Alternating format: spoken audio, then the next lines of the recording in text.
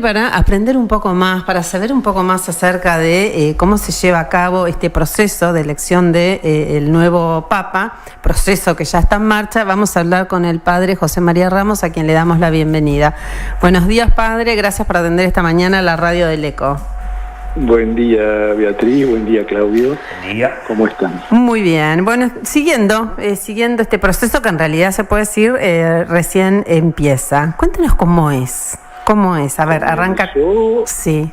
Comenzó con la misa de las 10 de la mañana, hora de Roma, o sea, a las 5 de nuestro horario, esta madrugada, Sí. Comenzó el cónclave y la primera votación después de la misa por la elección del nuevo Papa.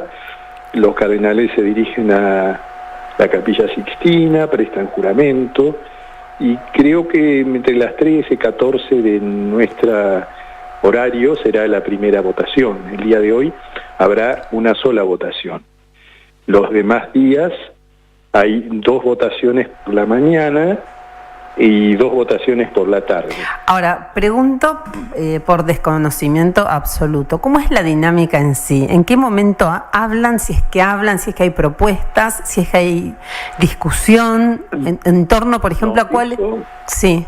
Eso es, a ver, durante el momento de las votaciones no hay... No, es solo la votación. De hablar. Sí. Se votan, sí, primero lo han hecho en las congregaciones generales. Diariamente se han reunido los cardenales durante estos días, previos al comienzo en sí del cónclave. Han podido expresar la situación del mundo, de la Iglesia, lo que ellos piensan sobre el perfil de que debiera tener el Papa elegido. No se habla de personas Sí, particular, sí, sí. ¿no es cierto?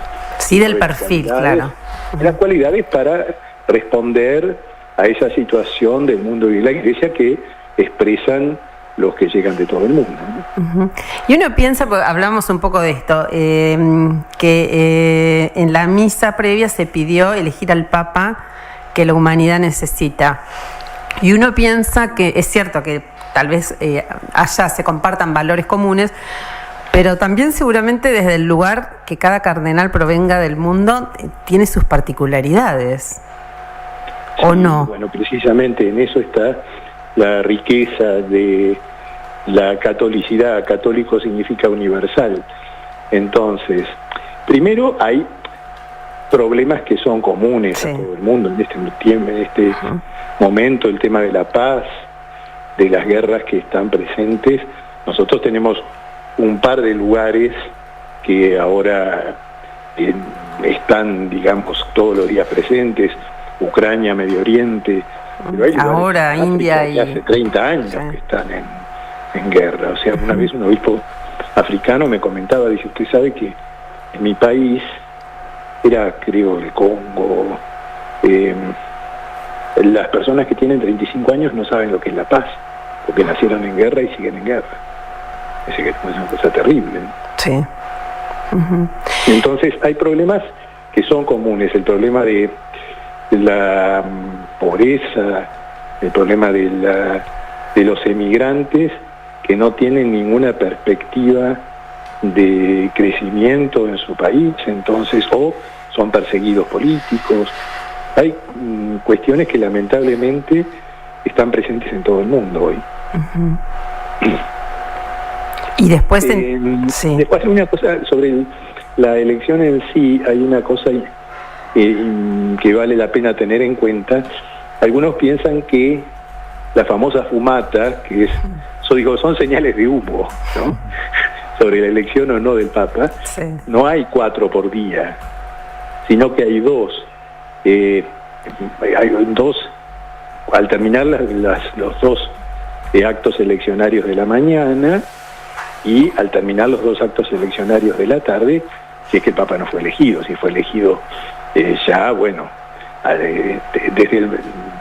después de la elección saldrá la fumata bianca, ¿no?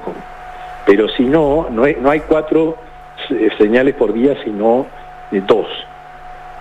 Una a la mañana, después de las 2 elecciones de la mañana, y una a la tarde. Más o menos la hora nuestra sería a las 12 la de la mañana, y a las 7 de la tarde la de la noche. La de la noche. Y a ver, entiendo que también se plantea en esto de ver cuál es el Papa que la humanidad necesita, ver el perfil, justamente, claro. Entiendo, del Papa, sí, a elegir.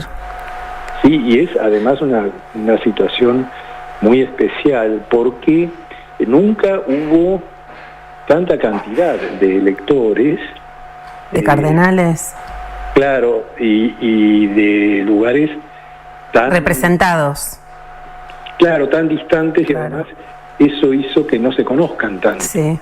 Pensemos que a principios del siglo XX los cardenales que eligieron el Papa Pío X fueron 62.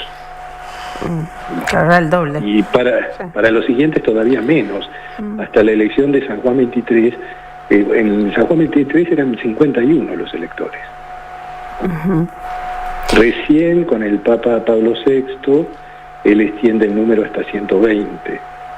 De todas maneras, en los más cercanos, Juan Pablo II fueron 110 los electores, y Benedicto y Francisco 115. Ahora son 135, de los cuales 2 no asisten por motivos de edad y de salud. Pero bueno, son muchos. Son menores de 80 años. ¿La edad también tiene que ver en el posible futuro Papa? ¿Es algo que se plantea o no? O sea, teóricamente son elegibles todos, o sea... Todos los que están pueden ser, claro, pueden serlo. Los de 80 también. Lo que no pueden es elegir. A veces se piensa que no pueden ni elegir ni ser elegidos. No, sí pueden... no pueden es elegir. Puede ser elegido Papa cualquier varón bautizado que tenga uso de razón. Esas son las 3 condiciones. O sea, podrían no elegir a ninguno de los que están allí en el cónclave también. Eso ha ocurrido muy raramente, por ejemplo, después del cónclave más largo de la historia de la Iglesia, que duró casi 3 años. El de 1040, 1030 días. 1268, 69. Más. En Viterbo, sí. Que ahí nació el cónclave, porque la gente estaba cansada de que no eligieran el Papa. Entonces primero los encerraron a los cardenales, no le mandaban, le disminuyeron la comida, y al final, como no se ponían de acuerdo, le empezaron a sacar el techo de la casa, ¿no? Y bueno, eligieron a alguien que ni siquiera estaba en ese momento en Italia, estaba en Tierra Santa. Ahora, padre,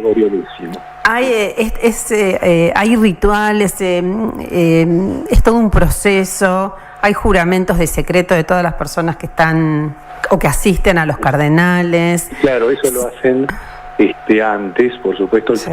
Los cardenales juran hoy, antes de comenzar, pero el personal, diríamos, de asistencia, sí, lo hizo, no sé si ayer o antes de ayer, que son muchos, son casi un centenar. No debe trascender absolutamente nada de lo que pase ahí. Nada. Claro. Bueno, eso garantiza la libertad de los electores del Papa, podría decirlo después. Pero sí, normalmente eso es algo que se respeta, ¿no? Y yo le he escuchado decir que los cardenales son quienes, no es el Espíritu Santo, son los cardenales los que ponen el voto, emiten el voto. A ver, eso no, el Espíritu Santo asiste. Asiste quiere decir que inspira, sí, quién es la persona que Dios quiere. Pero pasa como en nuestra vida. Sí. El Espíritu Santo también nos inspira a hacer el bien. Y a veces nosotros no hacemos el bien que el Espíritu Santo nos inspira. De hecho, lo dicen para no pensar que es cuestión de personas, no sé, poco cristianas, de dificultad. Lo dice San Pablo: yo sé el bien que tengo que hacer y muchas veces hago el mal que no quiero. Entonces, no es que el Espíritu Santo está susurrando al oído de cardenal que a ver quién tienen que escribir en el voto. O sea, interviene el Espíritu Santo, interviene la parte humana. ¿Por qué? En la historia de la Iglesia, evidentemente, por suerte en la historia lejana, ha habido papas que el Espíritu Santo nunca los hubiese elegido, seguro. Sí. Interviene el Espíritu Santo, interviene también la parte humana. Y en esa parte humana, ¿hay algún otro tipo de inspiración? Uno espera, obviamente que no, pero otro tipo de inspiración, no sé, algunos ligan a cuestiones políticas, a fortaleza, no sé, de los países justamente más fuertes, o no hay ningún tipo de intervención y no se mezcla en lo más mínimo. Muchas cuestiones humanas que no necesariamente están relacionadas con el poder político. Con el poder económico podría ser también, pero no sé, antipatías, nosotros no nos damos cuenta lo que significan las nacionalidades. Una vez me explicaban, estando en Roma, por qué allá es más importante el latín para ciertas celebraciones, incluso de la iglesia, porque hay gente que no sé, pongo un ejemplo, un francés rezar en inglés no le hace gracia. Entonces, no digo en una celebración de la iglesia del Vaticano, ¿no es cierto? Porque si no es, o en italiano, o sea, si no es su lengua, ¿por qué tiene que rezar en otra? En cambio, el latín es la lengua de todos. Bueno, eso también puede incidir. Las nacionalidades, cuestiones personales, dificultades que se haya podido tener con tal o cual persona, todos esos elementos humanos que no son tan externos como pueden ser presiones políticas o de dinero, pero que también hacen a la cuestión, ¿no? Somos... Sí.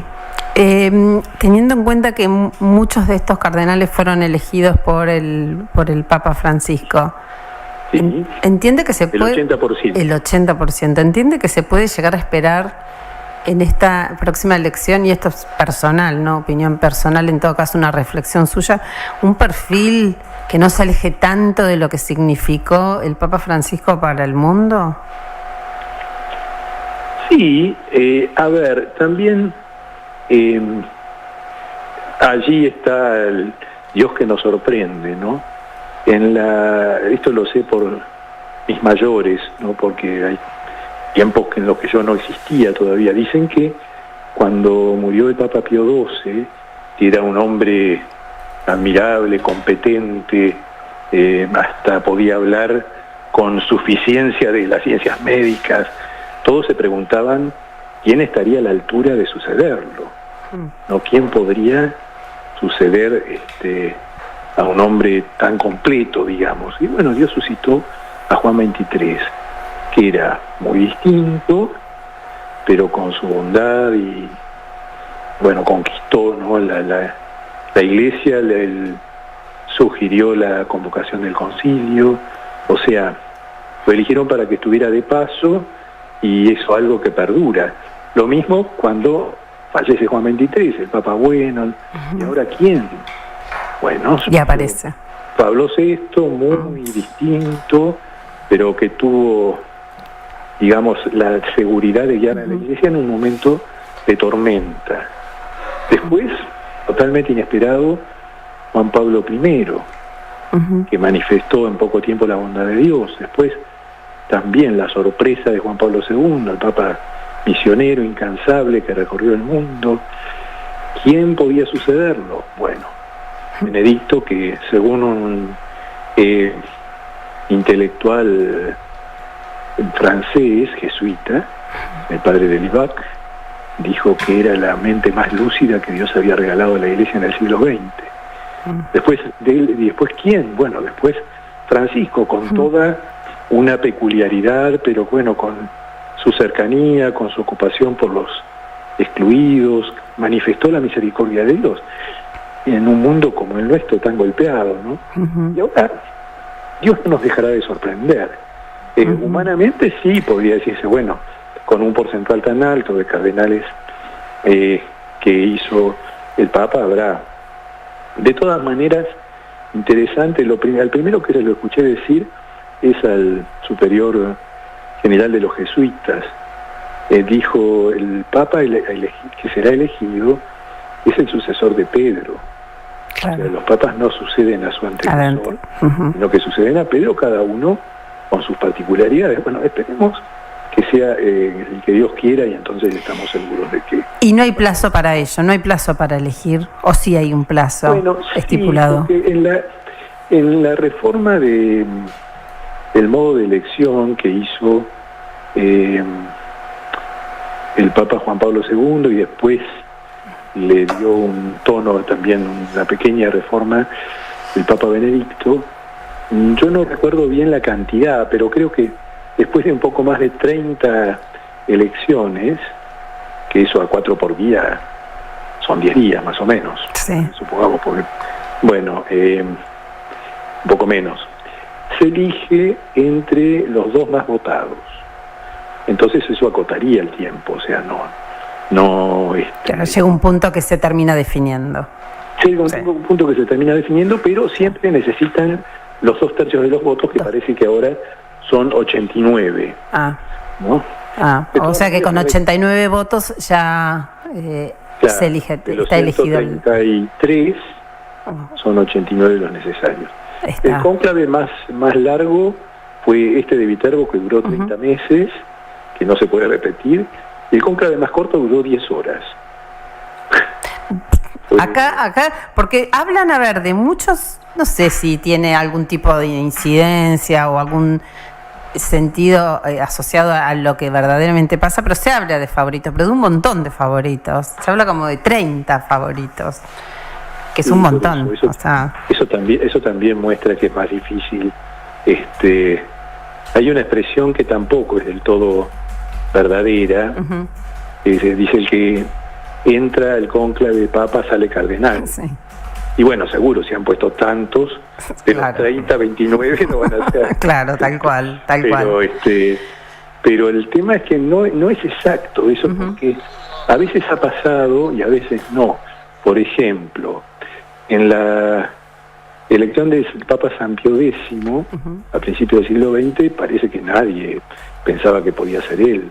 Más, había un candidato italiano al que todos apostaban y no salió este otro que también era italiano, por supuesto.